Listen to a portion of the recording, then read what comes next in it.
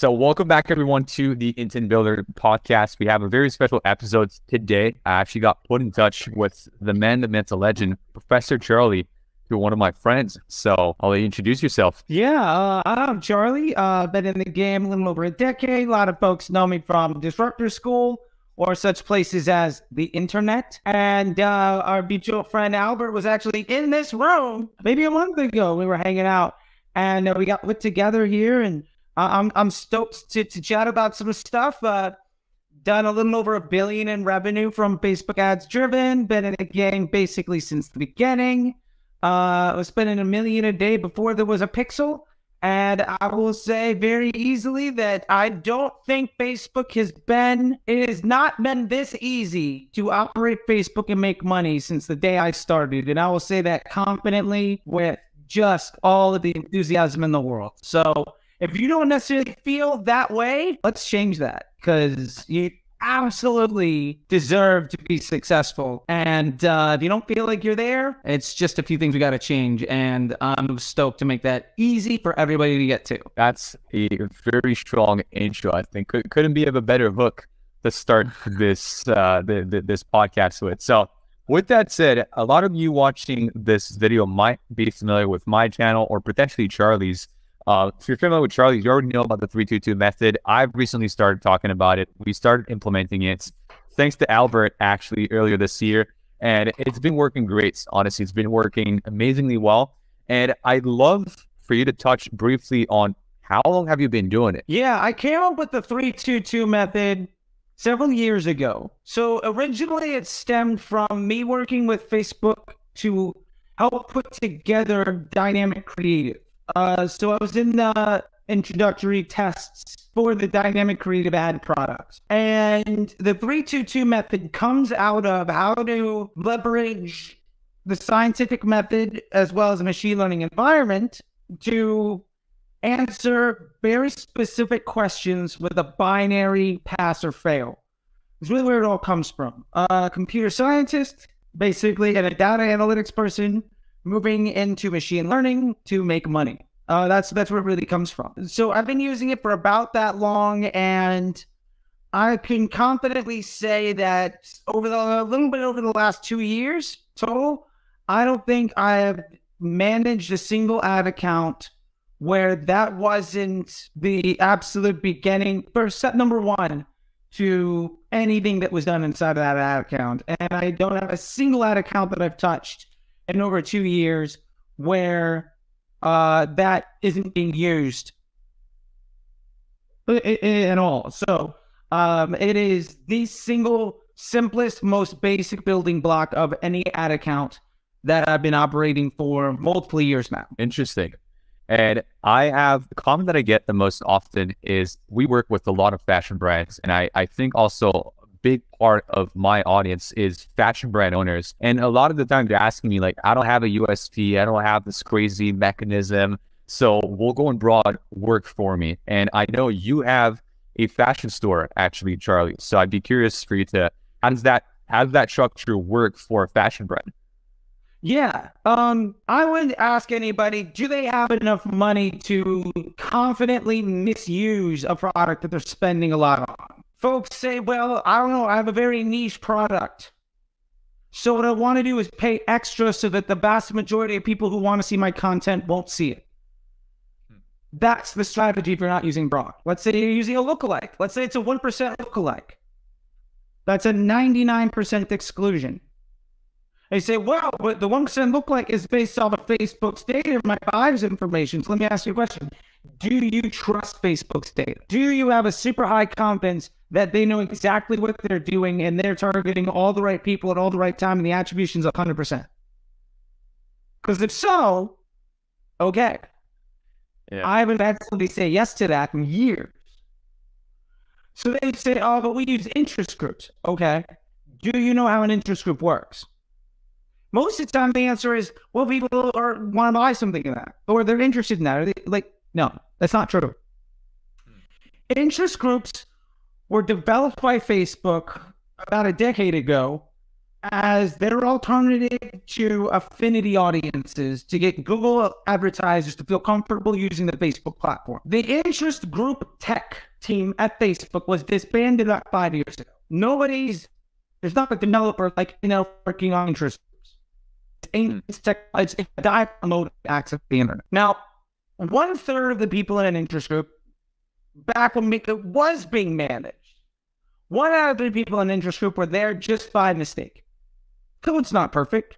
1/3 of the people there by mistake. So let's remove 1/3 of the people from that interest group. Generally speaking, people talk as often or more about things that they don't feel positively about. Like if you don't like something, if you go to a restaurant and you have a bad time, you're more likely to tell people that restaurant sucks than, oh, I went to a restaurant and it was okay. Yeah. You might talk about how you dislike something just as much as you do when you like it. You'll notice that during elections or times with a sporting events or where something's in the news, where somebody has an opinion, if you talk about that subject, you're often targeted by ads that are positive towards the side that you don't necessarily agree with, or the politician you don't like, or the sports team that you're not a fan of, etc. The point is, you're in an interest group because you're talking about that subject, not because you have positive or negative sentiment. So let's say half the people there have negative sentiment. So out of the interest group, 1/3 is there by mistake. Another 1/3 is there because they don't like something. The last 1/3 is there because Facebook has identified that this person likes something and that they're currently talking about it. How many things do you like that you're currently talking about that you're ready to spend money on today? 1%? Yeah. 5% maybe? So if it's a 1 million person interest group, your actual potential customers might be 10,000, 20,000 people. And you're paying extra to exclude the vast majority of individuals who would be interested, but just having given that signal of talking about something overtly, or Facebook just makes the mistake. So they're not necessarily in that group. And what's more important is, in 2018, Facebook changed the way targeting operates. So you used to need targeting audiences because ads were shown randomly to anybody inside of that audience. Yeah. Here's a group of moms. Show this ad to all moms and hopefully get a sale. Which made sense when you're coming from Google Display or from email or you're buying programmatic. Right. Totally makes sense. I want to get 1 million impressions from CNN.com or MTV or whatever it is, right? TMZ, whatever the case is. Yeah. In 2018, Facebook shifted over to a different way of operating where they place the priority on the end user experience. So you see content, not because you're following all the pages, not because those are all your friends. How much content do you see in your Instagram feed? Do you see every single one of your friends in chronological order? No. Do you see every page you follow? No. You're more likely to see something from somebody you've never heard from before as a suggestion than from half of the people that are on your list that you haven't even seen anything from in years, even though they use it every single day. The point is, you're shown content because it's the type of content and a fashion that you like to engage with around topics that you want to talk about. So ads are shown to people on the same algorithm of organic content. Yeah. So just like when you open up Instagram Reels or TikTok, you see things that are basically stuff that you want to see. It's you turn on the television, the TV's predicting what TV show you want to watch. And it's really, really good at it. The only difference between organic and paid is in paid, you're paying for the opportunity to put a burden into somebody's experience. Yeah. Most ads aren't something people are excited about. But the ads do the targeting. If your ad is a liability of Facebook's business model, it's going to be shown to less people. And the people that are likely to see your ad are the ones that want to see that content. So I don't care how niche you are. Make an ad that your target buyer would want to see and they're likely to see it. It's not in Facebook's business model or in their best interest to show your ad to all the people that don't want to see it. Yeah. So if you are going to use any targeting, retargeting or lookalikes or interest groups, understand that what you're doing is, because those audiences also cost extra. And back in the day, Facebook literally used to tell you how much they were charging you extra because you're renting that data from some other third party like Datalogics, et cetera, et cetera. So if you're using targeting audiences, basically what you're doing is you're paying extra to make sure that the vast majority of people that want to see your content never see it. So you can get a few sales right away in a way that is completely not sustainable, so that you force the majority of your ads on the people that don't want to see you. So your average advertising costs skyrocket. And as a result, Facebook gets more and more expensive over the years instead of becoming cheaper and cheaper and more stable. So that is the, yeah. But interesting. Sorry. Yeah, no, that's a very good answer. And so are you saying that interest-based audiences, platforms like Facebook, they only look at what you talk online, but they don't necessarily look at intent or behavior? Whereas, like, let's say you purchased a product from a similar brand in the past. So what exactly is looked into when somebody's put inside of one of these interests? Yeah, so there's a lot of stuff. There's buying intent in there for sure. Okay. But let me ask you this. Or let me tell you a quick story about when I was running New Balance. Not like CEO, like they were a client, yeah. Full transparency. I know a lot of folks out there make a lot of clients, right? Always good to give a disclaimer. Yeah. At the very beginning of advanced matching, which is the part of the Power 5 that is the brain for broad targeting, we were doing tests. 2/3 of our account at broad, 2/3 of our first time impression.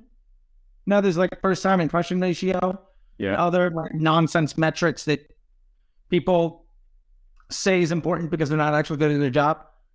2/3 of our spend went to people that had abandoned cart at one of our competitors that week. Why? Well, we had an ad for a red sneaker, a red like trainer, right? Now, if you had gone to Nike, say you saw a Nike ad, and you went to Nike.com, interested, left. You saw a Converse ad for a red pair of trainers. Went to the website, looked at the product, added the cart, but left. Went to Saucony and to Puma.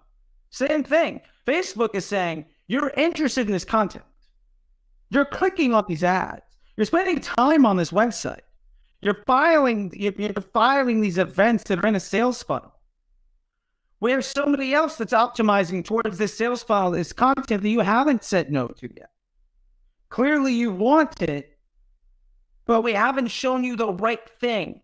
So here's something else. So as a result, our first impression was bottom funnel retargeting for all of our competitors.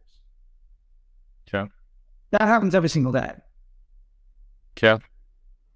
Yeah, that's good. And you talked about these metrics that some marketers kind of hide behind, and one that you've been a big advocate to not to speak against, but at least you're challenging people on Twitter sometimes about ROAS. You're saying that ROAS doesn't really matter, and you have a shirt right now that says "fuck ROAS."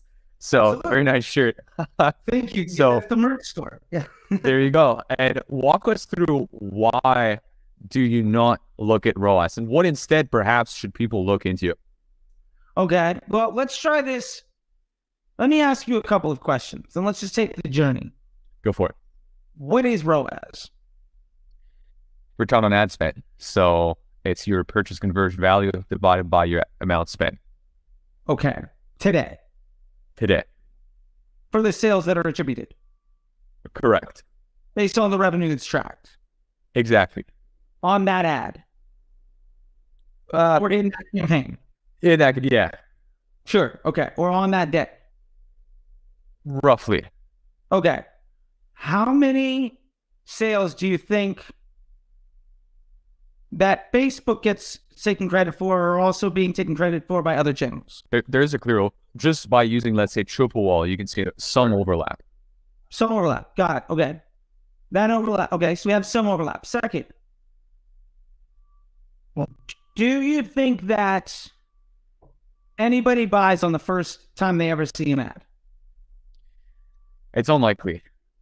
Okay, so like I saw a thing today that said, someone's giving me pushback, said 50% of our revenue comes from day one. My argument is, I think 0% of your revenue comes from day one. Maybe 0.3% comes from day one. Okay. Somebody might see, Brad, the average customer journey, how long do you think the customer journey is? Wild guess, but I'd say at least days. Okay, I would say years. Years. Okay. Yeah, I would go out and buy, I bought, let's for instance, I got these shoes. I got these Chuck Taylor shoes. All right? Yeah. The ad that I saw didn't tell me I had feet. It's not the first time I saw shoes. I've been in the market for shoes for years. Good. So I'm already mid-fall. I've already bought Converse a few times. I've already bought sneakers a few times. So the point of that is, let's say you don't have a product that is so new nobody's ever heard about the problem. They were never product or problem aware. You've just informed them how much worse their life is than what they thought before they saw the ad. And you're giving them a solution. It's the first time they've ever seen it, and somebody buys right then and there. Yeah. I'd say in that case, as long as all in the tracking is completely okay, and nobody can ever buy twice, and anybody that buys from you is never allowed to tell anybody else that you ever exist, as long as nobody's ever allowed to come back to your website more than once, and you have no organic efforts and you decided to never run search or email, then ROAS might be legitimate. Let's take this into account, though. ROAS is attributed revenue divided by ad spend, right? Yep. Is the revenue accurate? Probably not. Yep. Right? Like, it's not 100% accountable of all the transactions, of all the touch points. Okay. So the numerator is wrong. Bottom, the denominator is ad spend. Well, it's ad spend today, or on that ad, or in that campaign, or this week, or whatever it is. Yeah. But what if I showed you an ad yesterday? What if I showed you an ad in a different campaign? Yeah. Well, then you're retargeting ROAS being a 3 doesn't mean anything if it costs me $1,000 to get that ROAS of a 2 at like $20 I'm retargeting to get you to that point. You're out of business. Yeah. And so, well, they say, okay, but yeah, we're going to look at MER. So, okay, we don't care, right? It's blending ROAS all the way up. Awesome. You have an MER 3. What are you going to do tomorrow? It's hard. No idea. Yeah. Like, is that MER? Now you say I can spend more. Okay, let me ask you this. Is that MER 3? Is that all new sales? Is it returning sales? How far through the customer journey are you? How much of that revenue is a fully mature lifetime value versus net new? What about returns? What was your ad spend? How much of that was done? What was the margin on each one of those sales? Did you want to say it?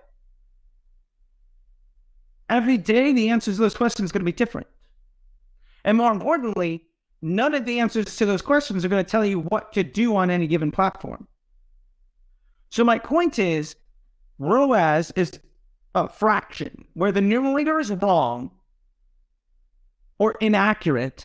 Yep. And the denominator lacks context.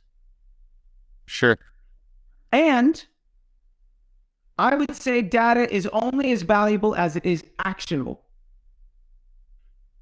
So if the numerator is inaccurate, the denominator lacks context, and ultimately what you get is a data point that you cannot take action on. Or you might say, well, ROAS, yeah, but we have to look at these other things. Okay, why don't you just look at those other things? Why don't you look at just blended CPA? Why aren't you looking at cost of goods? Why aren't you looking at LTV? And if you are, then what good is ROAS anyway? Yeah. Other than to tell you how much credit I can take for everybody else's work. Because really, that's what I'm doing. Like, my Facebook ROAS can be phenomenal by just of everybody that opened up an email. And my Facebook ROAS is going to be a lot better if the CRO team crushes. My Facebook ROAS is going to be really good if my Google team is kicking ass. So it's how much credit for everybody else's work can I take in a way of misrepresenting revenue by a spend number that isn't accurate so that I can't decide on any future decision. That's ROAS. And how do you think agencies should take action on this? Because I think we've labeled ad platforms who clearly have their own business model, and we've talked about an overlap because they all want to make sure that they attribute themselves back, because then you're going to spend more on that platform if it looks better. But I feel the problem is also at the agency level, where you also want your channel that you manage as an agency to look good. So how do you report, how do you approach this conversation as an agency or as a marketer with the brand? Or should the agency be the one bringing this up, or is it part of the brand? Or who exactly needs to have that conversation? I think it should be the agency that is having the conversation of the way we can define success is by generating incremental lift across your business and ultimately meeting your financial and business objectives. Like, I should be a marketing department of your company where when you give me money to spend on your behalf, what I do is make the finance department happy. That's my job. That should be my job. What we actually have is a situation where an ad agency or media buyer's job is to make the person that hired them look good to their boss. Yeah, a lot of the time that's the case. Yeah, that's your job. So you oftentimes have a company where somebody's head of marketing and that person hires an agency. That agency's job is to make the head of marketing inside the company look good to the CEO. That's generally a lot of what's going on. And if you are a founder hiring an agency, you should be able to define a business metric as something other than ROAS. And if you don't know what that is, okay, then the agency should be able to tell you what that looks like. But I think we're facing a problem where we are generations of media buyers deep of ad agencies founded in the teens by really good media buyers that had a personality and could acquire talent. Then they brought on so many clients that they got on their friends to come and join it. And they basically poorly trained, underpaid, and overworked series of like college grads to just maintain a business model based on how much credit for everybody else's work can I take so that I can push up commission on my ad spend by getting the client to spend more money. Nowhere in there is the business objective actually success for the client. And I even face issues of ad agencies like, no, our biggest goal is client success. And when the client's successful, our ad spend goes up. Like, well, that's true, but you're reporting your success as ROAS, which is basically you're saying that you're successful because of all the work of everybody else, which I agree with. But you're not measuring your success on how you're helping everyone. You're measuring your success by how much credit for their work can you take. So instead, we need to be looking at actual real business metrics. Like, for instance, if you ever watch Dragons Den of Shark Tank and had anybody on the panel say, what's your ROAS? Not once. I watched literally every episode of Shark Tank. I've watched every episode of Dragons Den. Like, I've binged it. I've watched hundreds of hours of these shows. Not once. Not once did anybody ever get a deal because of that. What do they ask? What's your customer acquisition cost? What's your lifetime value? And to be fair, I think in the world of digital marketing, that's a very simple way of looking at it. I do think that's true. But in the world of digital marketing, I'm even less concerned about customer acquisition costs because I think that's also a misnomer. I'm concerned about what is the cost to acquire revenue? How many times does the average person give you money? And what is the overall value? So for instance, if I know the average customer buys 3 times and my blended CPA across my business is $40 and my LTV is $240, I know that basically I'm 2 to 1 on acquisition of revenue to total revenue. Bake in COGS. Let's say my product costs $20. Now I've got a margin of $60 per customer that I acquire. Okay. Great. So now I know my target CPA could be higher. I can spend 50% more to acquire any transaction in that customer journey. That is me understanding the business metrics like a finance person. And I'm instead of hearing it. Let's go for it. Sorry. Yeah. No, go for it. I was going to say, I'm already hearing the first-time founders talking to me about cash flow. Yeah, but I don't have the money. I can't afford to not be profitable right now and wait until hopefully the customer makes me money in 6 months. So Sure. what do you respond to cash flow? Well, your LTV. What's your LTV? They say, well, I don't have LTV. I only have one sale. Great. That's your LTV. Okay. Man, if your LTV is one sale, okay, that's your LTV. And should ads play only an acquisition role, or what do you also see ads in bringing people back? I see ads as being full funnel. Okay. For two reasons. One, it's way more expensive to exclude people from buying again. Like for me to go in and say, never touch any of these people that ever bought. That costs money. Also, why not go after that money? You might say, well, I made a sale. I've already acquired that customer. What if it costs you $10 to get somebody to buy a second time and $50 to get them acquired for the first time? And they're worth $60 every transaction. Let's say 5% of people would buy on their own. But if you ran ads, 20% would buy a second time.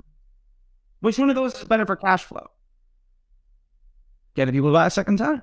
Yeah. What if have those people buy a third time that bought a second? What if instead of trying to run your business with a preconceived notion that my customers will only ever buy once, or that my marketing after the sale is so good that I don't even need to worry about, that I'm willing to pay more money, I'm willing to invest my assets with a worse exchange rate on my investment. I want to pay more, I want to be more difficult in a way that not only is less cost efficient, but also starves the machine learning from seeing more data points. Like if I could get 20% more purchase conversion data into the platform by getting more sales for cheaper, the machine's going to get smarter faster. And I'm going to have much better cash flow. Because likely that second, third, fourth purchase is going to happen at a lower cost than the first purchase. So my margin per transaction improves. And I have a higher volume of conversion. And the machine is seeing a higher volume of conversion data. True. So it doesn't make any sense to me that somebody be like, I don't want to target any existing customers with ads. I think that comes from a place of being taught poorly how things work, or you have to be so belligerently confident of your second purchase rate that it doesn't matter. Hey, look, if 98% of people that buy from you once buy a second time, exclude previous buyers. Go for it. Yeah. But like, say you get 10 sales a week. Say you get 10 sales a day. You get 10 sales a day. Each month, that's 300 people. Yeah. How much money do you think you're wasting, quote unquote, by targeting 300 people a day with your ads? Let's say your CPM is $20 and you spend $500 a day. Maybe you spent $30, $40 on somebody that could have potentially bought anyway. Yeah. Like, that's such a drop in the bucket. Realistically, it's like $10, $15. Because also, if they don't want to see your ads, Facebook's not going to show it to them. Right? If the people that just bought from you don't like seeing your content, they're not going to see it. And that kind of brings me in two different directions that I'd like this conversation into. The first one being, and I'm talking from personal experience, speaking to founders who have this new collection or have this new product type or this new variant, and they absolutely want to get sales for that variant, but they're trying to crack product market fit, essentially, is where I'm going with this. How can I frame that question? I'm trying to find the best way to frame that question, but testing a new product with ads, with that method that we're talking about, how do you make the split between the problem being at the ad level or actually being deeper? I would say that's a strategy issue. That's a really bad idea. Like, yeah. The concept, the business strategy of saying, I'm going to take ad dollars. The business strategy of saying, I'm going to take Facebook, a business model amplification device, to go out and test new business models. Doesn't make any sense. Okay. And what solution would you offer for that? If you want to test products, great. Use organic social. Okay. Use email. Use search. Use search. Go into search campaigns, bunch up all your keyword stuff. See what people get their attention. Make some sales. Talk to those customers. Do transaction surveys. Like, see what people have to say about the product. Use their words and their feedback and their, UGC or whatever it is that they give you. Figure out something that works and then take Facebook to amplify that business. But saying that you're going to use an historically terrible exchange rate investment to then test new business ideas is objectively very poor financial management. Like, it's going to be a wake-up call for a lot of people watching this. Yeah, I cannot think of a legitimate reason to do that. The only situation where this might work, and I've done to call a caveat to it, is with catalog ads. DPA, dynamic product ads. Show somebody your entire catalog. Then go into it and break down in the breakdown section and then in delivery. At the very bottom of delivery, you'll see by product ID. And you'll see when I show somebody my entire catalog, say it was a paper catalog, what page stops them? What product are they actually interested in? Where's all the ad spend going? Where are all the clicks happening? Yeah. At least then I kind of have an idea, but the honest truth is, if that's not lining up with sales data inside my store, then, but still, you're still doing product research in a way that your cash register should tell you in your inventory. Like, your fulfillment, your finance team should know that answer. Yep. Or going back to earlier, I said there was two ways to go about this. A second, completely different way I'd like to tally back on the conversation we were having earlier is what do you do with first order profit? You talk a lot about LTV, which seems to be more of a long-term play, but shouldn't a founder's goal be to make profit on that first order, or are you trying to make them profit 3 months, 6 months, 12 months down the line? I think it depends on where you are in your business. Sure. Like I said, your LTV could 100% be one sale. That could absolutely be it. Yep. Now, if you have a business that isn't scaling and you have cash flow and inventory issues, and you say, I'm willing to make the bet on Facebook to amplify my business, it would be unrealistic for you to say, I have something that I'm unsure about that's a little unstable. I'm going to crank up the volume of this.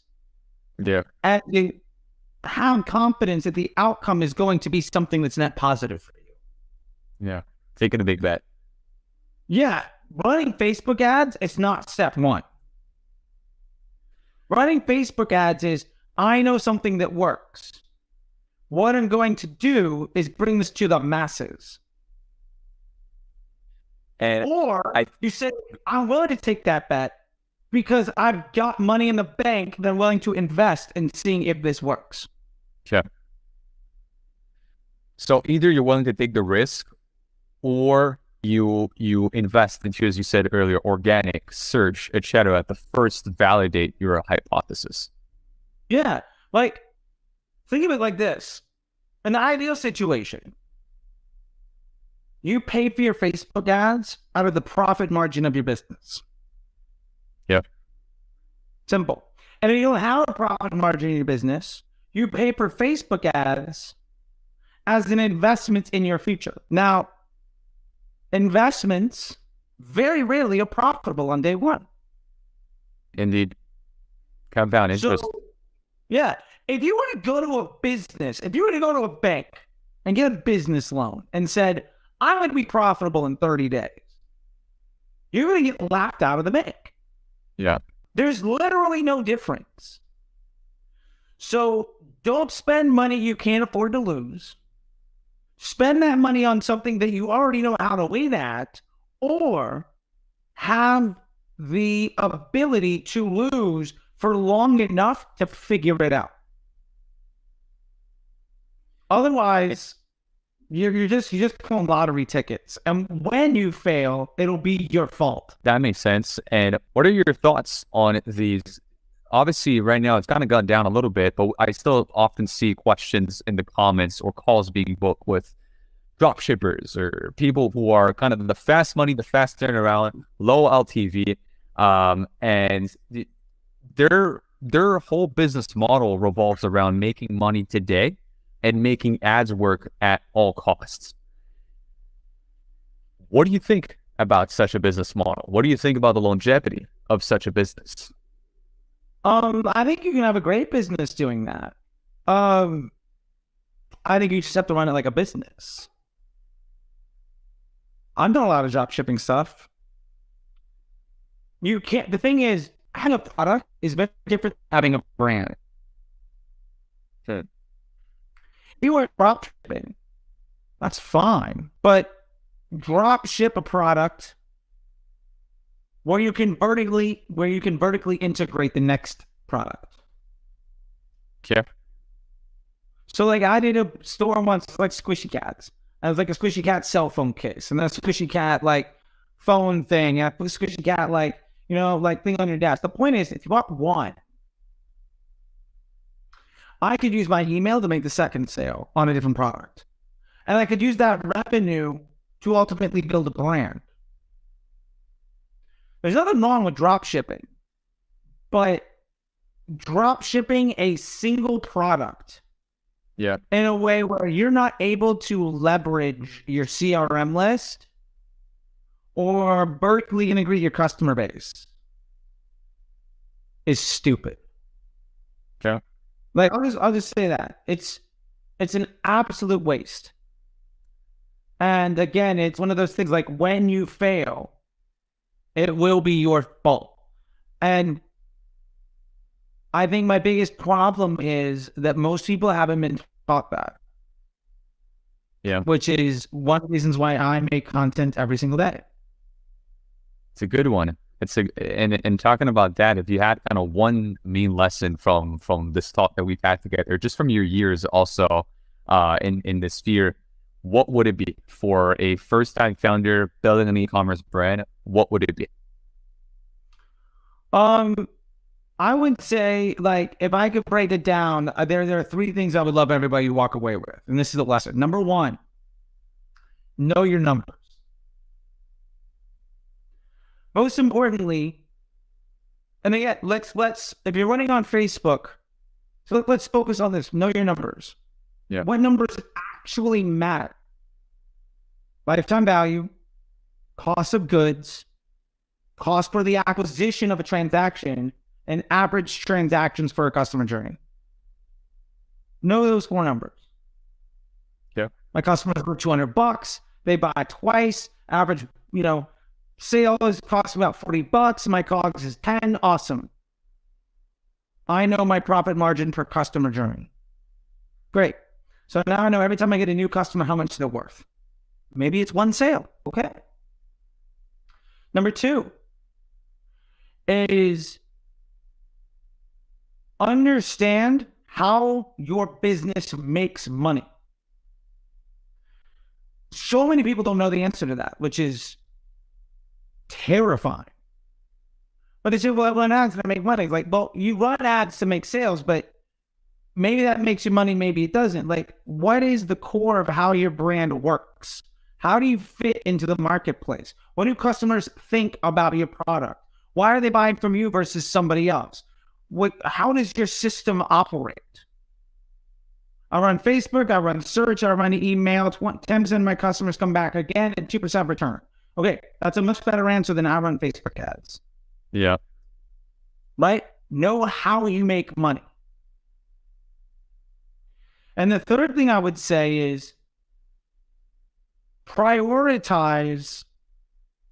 Like, you don't need to be good at everything, but you need 3 of the following 7 things. Prioritize getting good at 3 of the following 7. That's all you need. 1 or 2 of the first 3, and then 1 or 2 of the following 4. Email, search, social. Get good at least one of those or 2 of them. Sure. And then there are 4 nuances to these 3 core principles. One is being an econometrician, understanding the unit value of money, right? Like how your business works. Understand that. That's one thing that can help you. You don't necessarily need it. There are plenty of people that are successful that do not understand that, and that's totally fine. Second thing would be storytelling. Get really, really good at storytelling. You can be really good at email, really good at Facebook, and a really good storyteller, and you're going to crush. You can be really good at Facebook ads and search and Google and be a really good econometrician. You're going to crush. Another nuance would be operations. Understand how to put a business together in a way that, like, understand where the waste is, how you make the things work, and what you need to do. Like, for instance, I'm an investor in OpV, and one of the things OpV is doing is they know that, to be fair, they have a high return rate on selling the products, and what we're doing is going to Walmart. Yep. If you have a problem in the D2C space, overcome that with volume in retail. That's an operations solution. Interesting. And then the last one is psychology, consumer psychology. And so if you can get good at one of the three primary commodity skills of email, search, and paid social, and then be good at the nuances of economics, storytelling, operations, or psychology, you only need 3 of these 7 things, and you can make an 8-figure business. But if you don't have at least 3 of these 7 things, you're going to fail. That probably represents 98% of the businesses that I've ever met. And honestly, I don't know too many businesses that have more than 4 or 5 of those things down. I don't know anybody that's been all that. And you don't need to. But so I know it's a very long-winded lesson, but the point is getting good at the acquisition of attention and the monetization of it.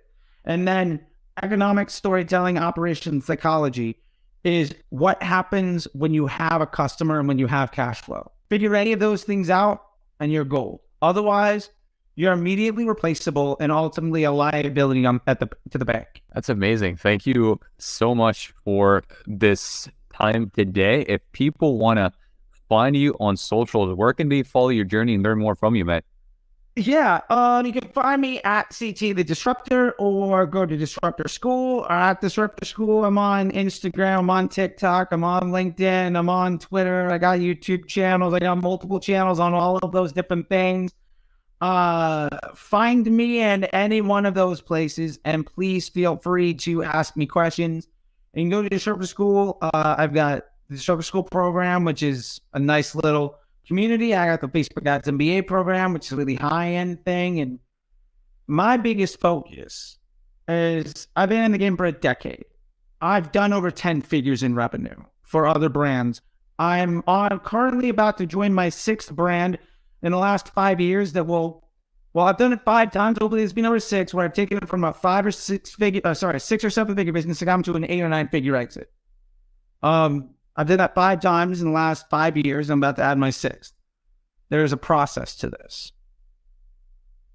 And if you don't necessarily agree with anything I had to say today, please ask.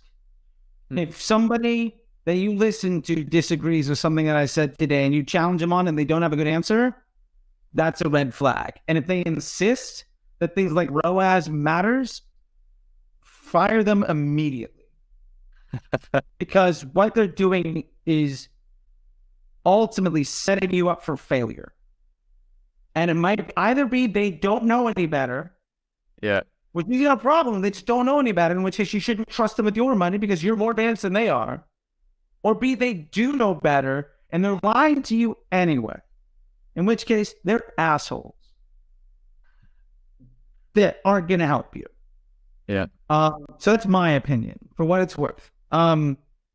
As somebody that sees people that have suffered under those individuals day in, day out for years now. Yeah, that's my best piece of advice. And how you can find me on socials. Yeah. So guys, everybody watching this, check him out. Check Charlie. He's got an amazing YouTube channel. I've personally got a lot of value from it over the last few years, actually, at this point. And on that note, make sure you check out other videos on the channel for some more useful e-commerce marketing tips, and see you guys soon.